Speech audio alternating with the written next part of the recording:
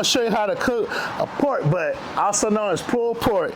Usually they come in packs of 2, unless you go like to a regular grocery store or a butcher shop that has just, you can buy them single. Well, I like to make sure that the package is firm on it. You don't want it too loose with a bunch of liquid on there. You want a bunch of marbling on there. But for me, I don't like a ton of fat on top because it doesn't render and it takes from the weight. And pork butts have so much fat in them, you can have some bare spots and it will not hurt it. So this looks pretty good to me. These are a little on the smaller side, but the good thing about it, don't take long to cook and you get to eat it up real quick. So but it's a real simple cook. It's kind of hard to mess these up. If it's your first time, don't overthink it. I know some people inject them, we don't. I'm not against it, I just don't do it. The way we do it, and I will show you, you got your own natural injection. That's gonna be the actual juice from the meat.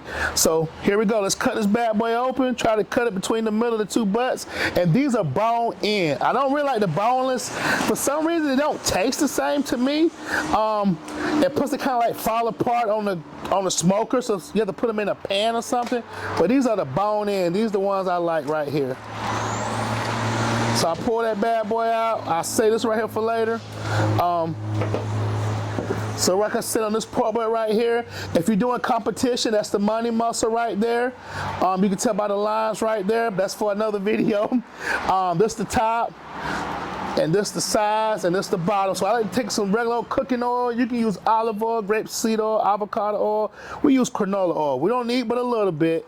All that does is help the season stick to it. I hit the bottom and the sides. As you tell from the other videos, I try to do everything the same way. They just build consistency and muscle memory. So when I'm seasoning, I season my bottom and my sides first and finish the top last. Now on the pork butts though, I go a little extra on the bottom and sides because usually the pork butts have more fat on the top, on the fat cap. And for us, we don't chop it up in there or mix it in there. We usually pull it off. Unless it got some good bark on it or something like that. And we mix it in there for the customer. Especially if it renders down really well. And one thing about a pork butt, you can cook it with other meats too, because it's so flexible and the temperature you can cook it at, you don't have to have like a set temperature. It don't have to be as strict as brisket, so that you can cook it with a brisket. And that's it. You can use as little as you want, as much as you want. But the reason why we don't, like I said, we don't inject them, we do his own natural injection. You'll see that in the cooking process. And that's pretty much it right there. You know, if you got some cuts in there, stuff like that, I typically push that down. I don't get seasoned up in there. A lot of times it can get discolored. It's not the end of the world if you do. But and some people use mustard on these. I'm not against it. Sometimes when you use a mustard slather on pork butts, it can get really dark. But some people like it that way. We cook it fat side up. I tried it fat side down.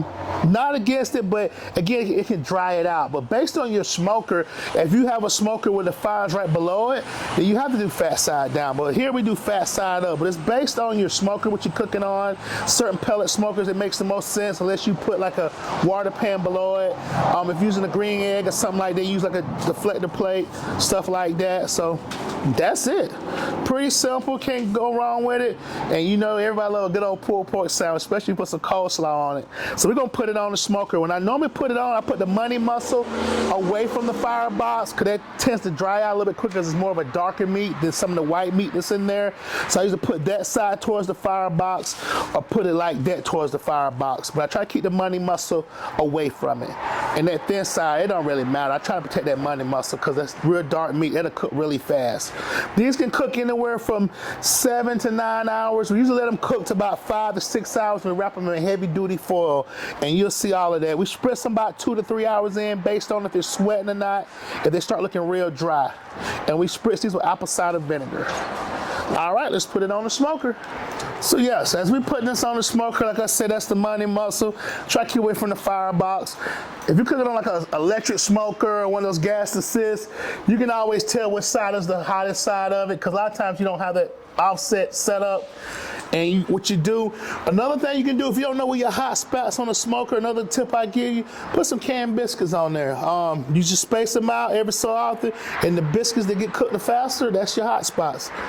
That's a tip I got from the late great Mr. Mike Mills from 17th Street. Great guy. And that's it, we let that bad boy set. All the time you trim these, if you got like a big piece of meat sticking out of the fat, you can trim that up. But other than that, I'll let that joker go. See you in a couple hours. Hey guys, we're about 3 hours in on our pork butt cook, so we're gonna spritz. It's our first time spritzing it. We're gonna use apple cider vinegar. When you do it the first time, you wanna do it a little heavy, but we're gonna check it in about an hour. But just remember, right now it's cold outside, but when it's real hot outside and the meat is sweating, you don't need to put that much spritz on it because you don't wanna steam your seasoning off.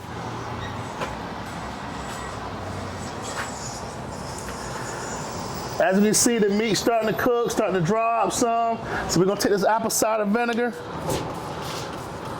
If it's too, the stream is too much, you can just open up a fan up a little bit so you don't knock your seasoning off. You just get a good spritz all the way around it. And that's it. Then we'll see it in about an hour. We're about to check on our pork butt. We've been about almost 5.5 hours on this cook. I'm thinking we got about 30 to 45 minutes when I spritzed it last time, but I'm gonna let you take a look at it. I'm gonna point out a few things.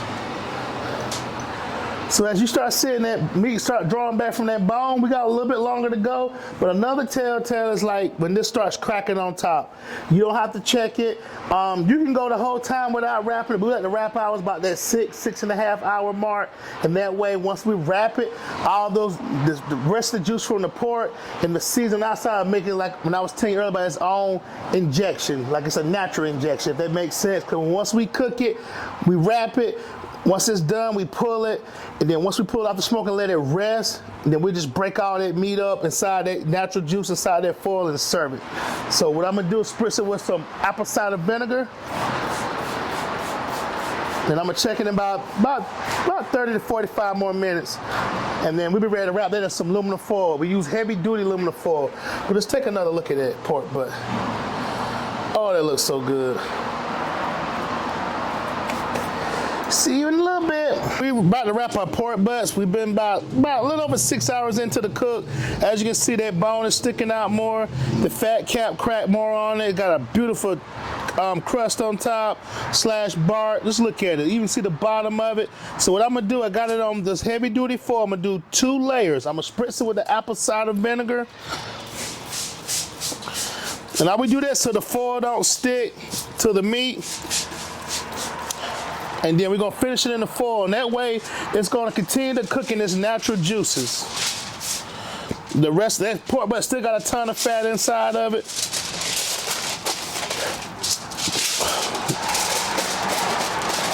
So then I take this part right here, because that liquid will leak out. You don't really want it. I fold it up like this right here, do the same on the other side.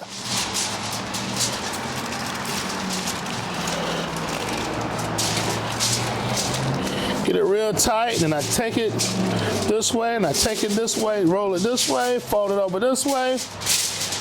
Always remember, shiny side towards the meat. Then I take it like this right here, and just fold it up like this right here. So you have a less chance of getting leaks that way. I got that from my man Joshua. He the one to take care of us here at the restaurant. So that way it's good and tight. You can always go a little bit extra like this. We put it back on the smoker for about another 2 hours, and it'll be good to go. We're gonna probe it. We'll probe it about halfway down the thickest part to about 201 and 205. If you hit that blade bone, and it'll go a little bit to the left or a little bit to the right. And just you want to go about halfway down through the thickest part, because if you get it towards the edge, you know the edge cooked faster than the middle anyway. So remember this: we cooked it about 275 the whole time. It climbed a little bit when we had spikes in temperature, but just remember, when you're cooking these pork butts, they're very forgiving. It's one of the first things I recommend cooking when you first start out doing long cooks, and you trying to utilize your smoker and figure out what works, don't work. Because the biggest thing is fire management, and you really can't go wrong with this. You put this joker back on that smoker, pull it around 201, 202. You take it off the smoker, set it on the rack, let it cool off about an hour, hour and a half. You're gonna rip this bad boy open. You're gonna break it up in its natural juices, pour the big globs of fat out, pour that blade bone out, and you just serve it. People go crazy, because when you open this foil up, it's gonna have juice in there and everything. So that's about it. A couple more hours and this will be done. All right, guys, it's time to pour this pork butt off the smoker. We're gonna check it. Like I told you, I want that sweet spot, just right over 200. We're checking it right there. And what we're doing, the reason why we go over 200 is because the simple fact is that you have that dark meat, there's like the Monday muscle, other parts of the pork butt that'll cook a whole lot faster, but you have that white meat. And even that can be kind of stringy, a little dry, but if you take it over 200, they both just meet beautiful. And then when we break this pork butt down, after we let it rest, it'll just blend right together. You still got all those natural juices inside that you can feel in this foil package. It's right here on the bottom of it. So that's when we pull it. This thing can stay hot for 2 hours easy. So what I'm gonna do is put it on our speed rack so it can cool off, and then later on I'll show you when we open it up. But yeah, that's it. It's a pork butt on the smaller side, but it's still gonna be delicious. It feeds a lot of people, and you can't go wrong with it. And like I said, this is one of the first things I would smoke for a long cook. You can do shorter cooks like chicken and other stuff like that, but this is like my first big long cook I would do as a pork butt. You can't go wrong with it.